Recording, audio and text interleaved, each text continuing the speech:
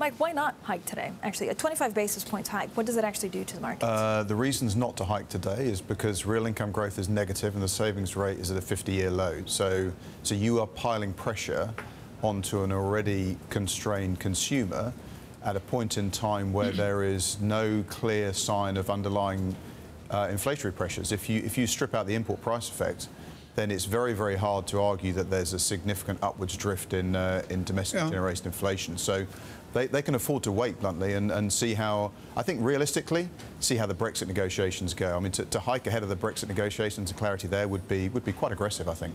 Mike, Alan Greenspan with comments over the last number of days on stagflation. He's getting some real pushback in the United States. Is he right about the United Kingdom? Are we seeing stagflation in Britain?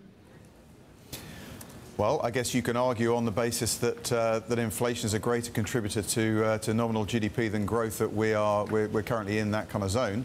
I think for the medium term it's pretty tough to argue that, because, as I said, what you really have is we have that there is a challenge globally to get inflation up, and we ultimately have bought some of that inflation from the rest of the developed world effectively by the sterling depreciation. So you have the US, where inflation has been undershooting, Europe, where you have very little signs of any upward pressure on underlying inflation, and the UK has basically bought some of that via the import price effect. So I don't think you've got a stagflation issue at the moment, no.